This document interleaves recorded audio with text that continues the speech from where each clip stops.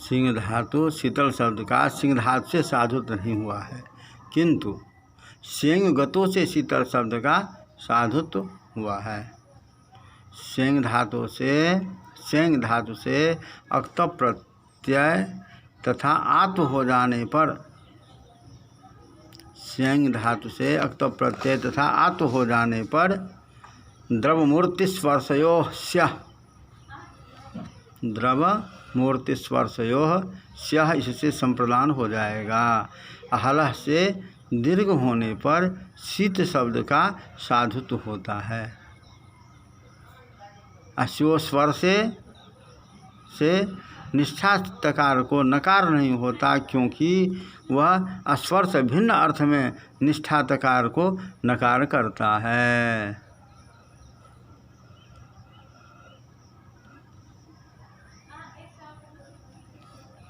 यहाँ पर स्पर्श अर्थ है शीत शब्द से सिद्धमादिभ्यस्त, सिद्ध शब्द से सिद्ध यहाँ पर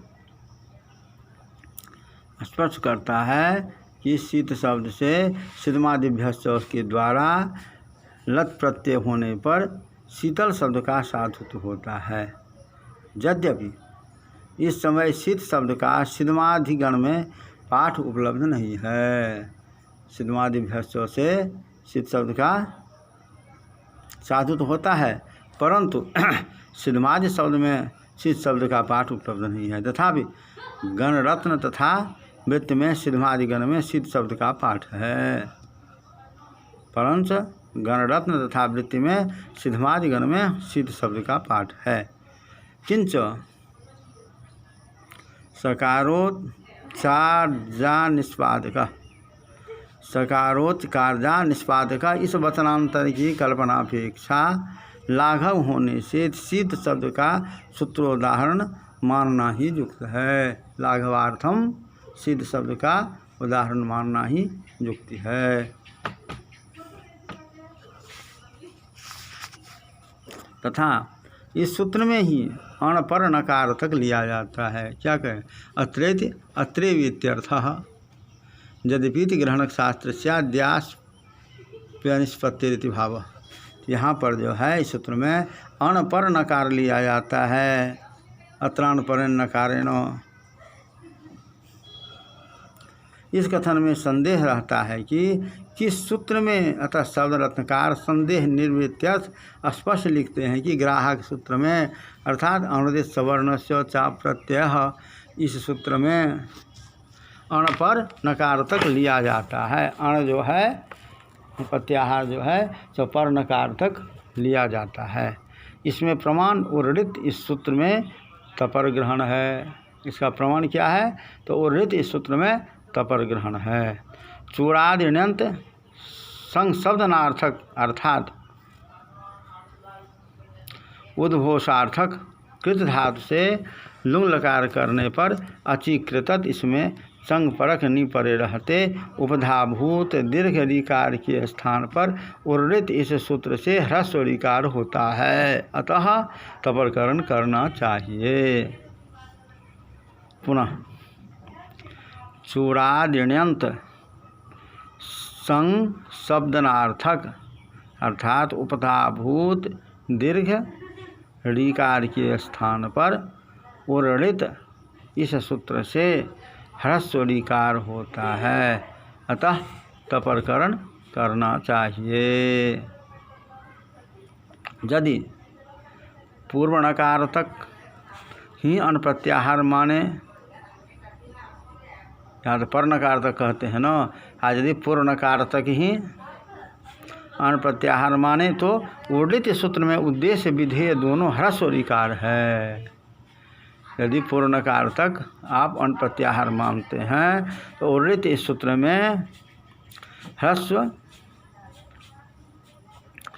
अन प्रत्याहार माने तो उर्लित सूत्र में उद्देश्य विधेय दोनों ह्रस्व ऋकार है। ऋकार का अन प्रत्याहार में ग्रहणाभाव होने से भिन्नकार दीर्घादि का ग्रहण न होने से ह्रस्व ऋकार में स्थानिता है और न आदेशता तब तपरकरण व्यर्थ है। इस सामर्थ्य से कल्पना करेंगे कि अनुदिष्ट वर्णस्य चाप प्रत्यय यह इस सूत्र में अन पर नकार तक लिया जाता है। इसी से स्पष्ट होता है कि अनुदिष्ट वर्णस्य चाप प्रत्यय सूत्र में अन जो है सो पर नकार तक लिया जाता है। यदि ऐसा कहते हैं, यदि इस प्रकार कहा जाए कि तोपरस तत्कालस्य इस सूत्र में तोपरस तत्कालस्य तः परो दस्मात् शौचो तात्पर्योच्चार्यमान समकालस्य विसंज्ञा स्यात्। तो तोपरस तत्कालस्य यह जो सूत्र है, इस सूत्र से लिकार ग्रहण हो इसलिए तपरकरण ग्रहण करते हैं।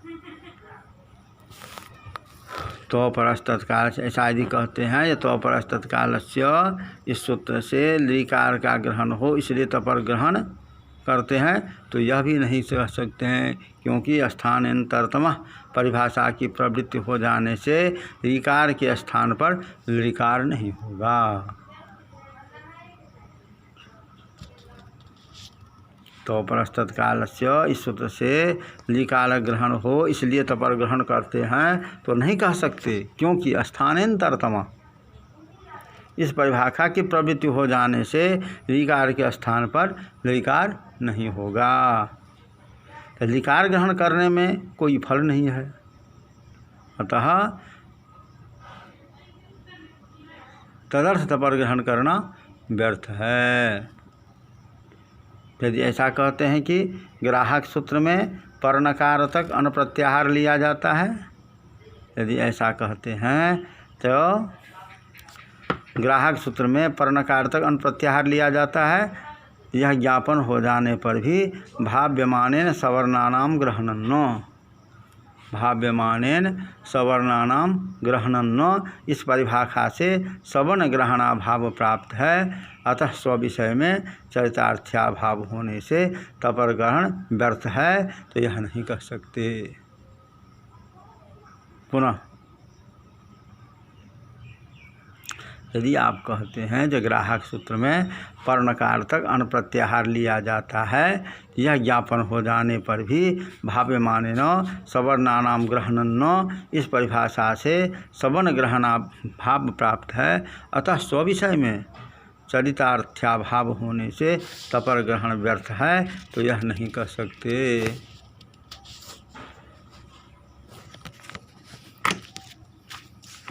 क्यों?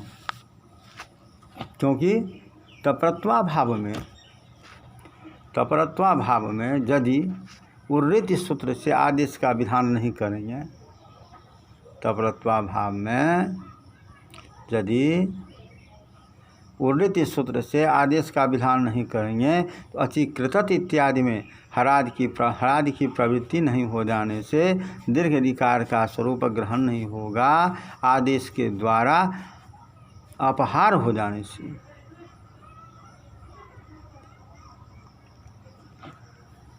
तपर ग्रहणाभाव में यदि उर्वृत्त इस सूत्र से आदेश का विधान नहीं करेंगे तो अचिकृत इत्यादि में हरादि की प्रवृत्ति हो जाने से दीर्घ लिकार का स्वरूप ग्रहण नहीं होगा और आदेश के द्वारा अपहार हो जाने से तथा सूत्र के रहने पर दीर्घ लिकार का स्वरूप ग्रहण होगा। सूत्र के रहने पर दीर्घ लिकार का स्वरूप ग्रहण होगा, अर्थात आदेशांतर निवृत्त्यर्थत्व मात्र होने से, अर्थात आदेशांतर निवृत्त्यर्थत्व मात्र होने से अपूर्व बोध्यत्व नहीं रहेगा। अतः तपरकरण करना आवश्यक है। तपर करने पर तो विधि अमानता भी है। तपर ग्रहण करने पर विधि अमानता भी है, क्योंकि तपर करने पर दीर्घादि को भी ह्रस्व विधान करने से अपूर्व बोध्यत्व रूपा विधीय मान्यता रहेगी। क्योंकि तपर ग्रहण करने पर दीर्घादि को भी ह्रस्व विधान करने से अपूर्व बोध्यत्व रूपा विधीय मान्यता रहेगी। पुनः